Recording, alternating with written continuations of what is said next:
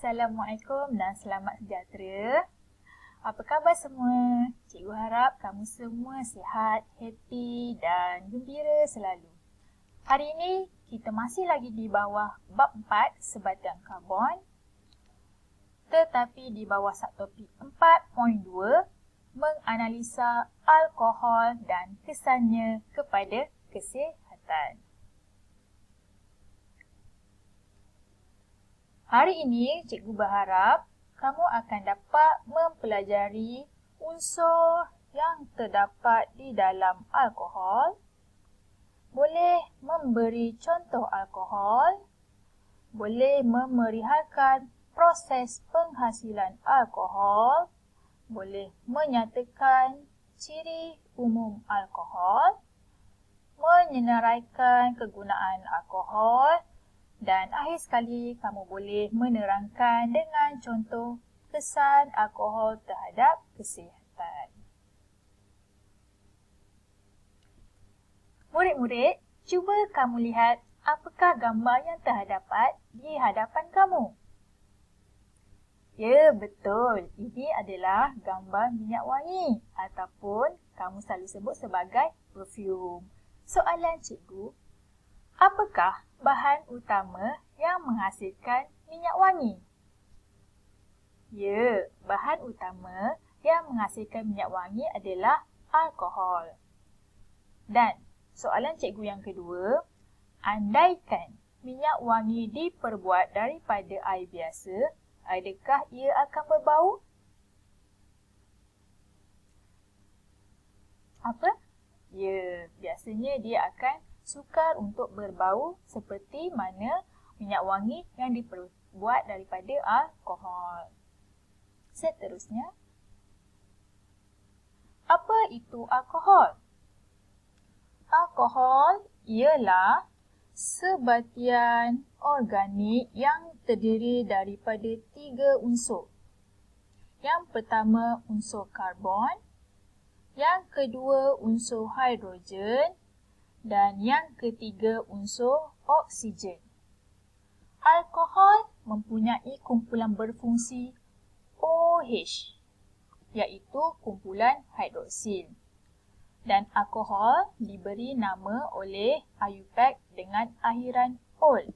Bermaksud, apa-apa saja sebatian yang berakhir dengan perkataan ol, biasanya ia adalah alkohol. Ini adalah struktur bagi alkohol.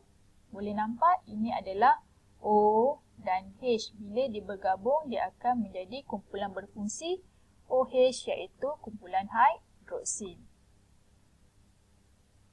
Contoh alkohol adalah metanol, etanol, propanol, butanol dan lain-lain lagi.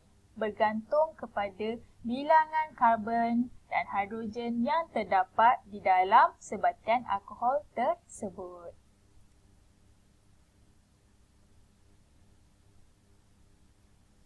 Seperti yang cikgu terangkan tadi, alkohol adalah sebatian organik yang mengandungi unsur karbon, oksigen dan hidrogen. Bagaimana nama ini diberikan adalah bergantung kepada bilangan atom karbon. Bila atom karbon sama dengan 1, namanya adalah metanol. 2, etanol.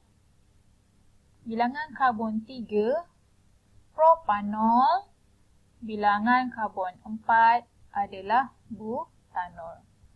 Bermaksud, penamaan alkohol bergantung kepada bilangan karbon yang terdapat di dalam alkohol tersebut. Bagaimana proses pembentukan alkohol? Alkohol iaitu etanol. Kita tahu ini alkohol sebab dia ada ol. Dihasilkan melalui proses penapaian. Ataupun dalam bahasa Inggeris kita sebut sebagai fermentation.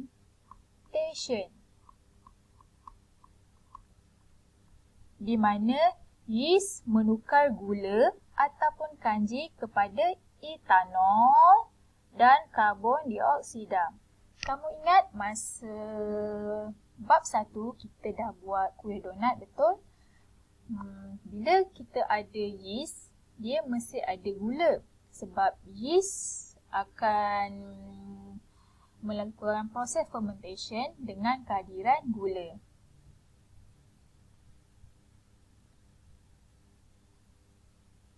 Okay, ini adalah persamaan bagaimana etanol dihasilkan. Kita guna etanol di sini sebab di dalam makmal biasanya alkohol yang dihasilkan adalah etanol, di mana yeast akan menukarkan gula kepada alkohol yang dinamakan etanol. Bermaksud N adalah 2 di sini, etanol. Okay. Kita ada glukosa. Glukosa ni adalah sejenis gula. Okay. Kemudian kita akan letakkan yeast dan dia akan melalui proses penapaian. Kemudian dia akan menjadi etanol dan akan menghasilkan gas karbon dioksida.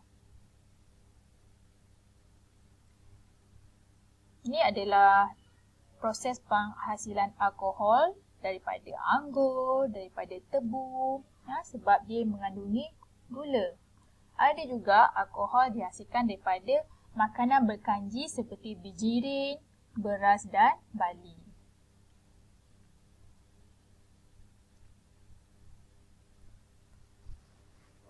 Kalau kita di sekolah, kita akan membuat etanol melalui proses penapaian. Kita ada larutan gula dan yeast, kita akan isi di dalam kelalangkun. Kemudian kita ada tiup penghantar, sebab kita tahu bila glukosa, glukosa ni adalah gula, kemudian kita ada dengan kehadiran yeast, dia akan membebaskan gas. Dia akan membebaskan gas. Ini adalah gas karbon dioksida. Okey, ini adalah short form untuk karbon dioksida.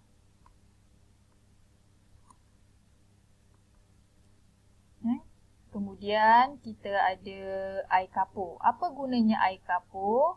Air kapur ni untuk menguji kehadiran gas karbon dioksida. Kalau air kapur ni menjadi keruh, bermaksud gas karbon dioksida dibebaskan.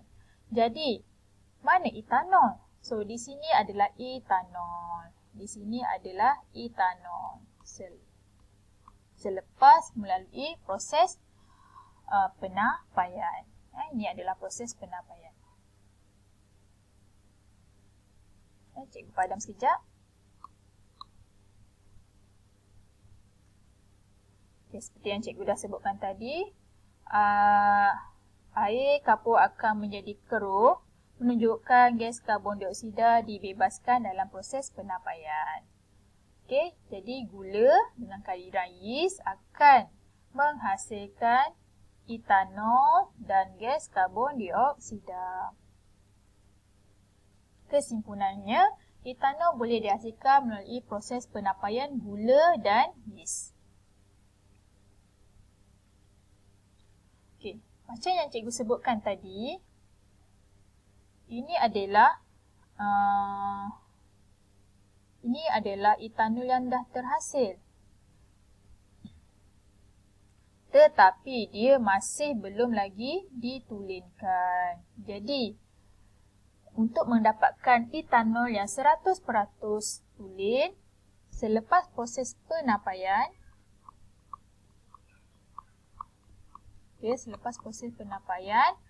dia akan kemudian diikuti dengan proses penyulingan. Okay. Di dalam proses penyulingan ni, eksperimen ni menggunakan teknik perbezaan takat didih. Perbezaan takat didih. Di mana kalau air, takat didihnya adalah berapa? 100, betul? 100 darjah Celsius. Tetapi kalau alkohol, etanol, takat didihnya adalah 78 darjah Celsius. Jadi apabila termometer ni dah sampai 78 darjah Celsius, dia akan mengumpulkan alkohol. Sampailah alkohol tu habis, baru kemudian termometernya akan naik sampai 1%, dan pada takat didih 100 darjah Celsius, dia bukan menghasilkan alkohol, dia akan menghasilkan apa? Akan menghasilkan air.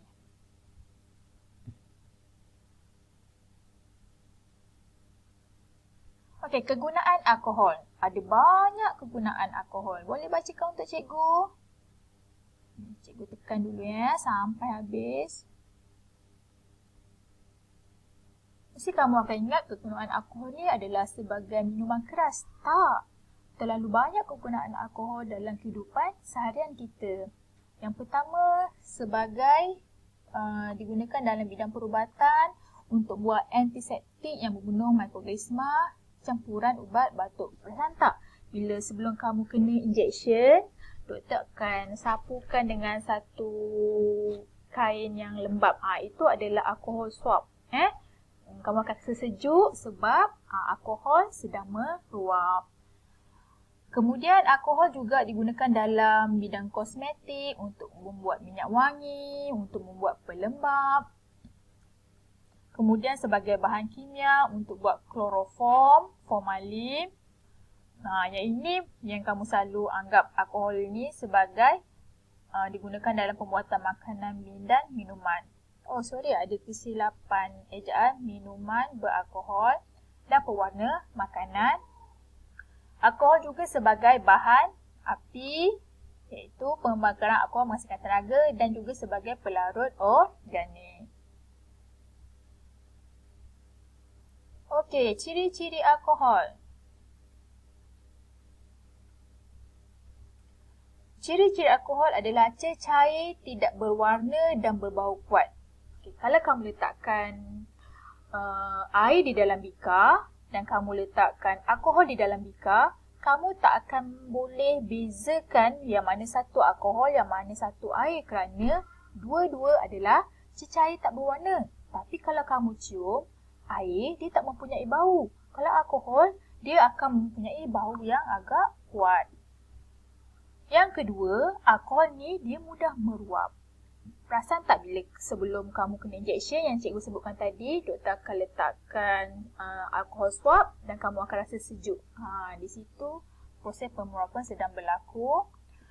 Alkohol terlarut campur dalam air. Kalau minyak, dia takkan terlarut campur, dia akan jadi dua lapisan minyak. Ini kalau minyak. Di atas adalah minyak, di bawah adalah air. Tapi kalau alkohol, dia boleh terlarut campur dalam air. Dan alkohol juga mudah terbakar. Akan menghasilkan karbon dioksida dan air. Dan alkohol ni juga, kalau ini alkohol yang kamu dah hasilkan tadi, kalau kita campurkan dengan bahan lain iaitu asid organik, dia akan menghasilkan ester. Ester ni adalah satu larutan yang berbau wangi. Dia berbau wangi seperti bau buah-buahan, fruity smell. Bila awak ada alkohol dan awak tambahkan dengan satu asid organik dengan kehadiran asid sulfurik pekat sebagai mangkuk, kamu telah membuat tindak balas pengesteran. Ini yang cikgu dah terangkan tadi. Ciri-ciri umum alkohol. Boleh baca semula. Okey, akhir sekali. Dan habis dah. Kesan alkohol kepada kesihatan. Semua benda dekat dalam dunia ni, contohlah handphone. Handphone memberi manfaat kepada kamu, betul? Tetapi kalau digunakan secara berlebihan, dia juga akan memberi mudarat. Begitu juga dengan alkohol. Alkohol banyak kegunaannya dalam bidang perubatan, sebagai pelarut organik, kemudian dalam bidang kosmetik. Tetapi kalau penggunaannya adalah berlebihan ataupun disalahgunakan, alkohol juga akan memberi kesan buruk kepada manusia. Yang pertama sekali adalah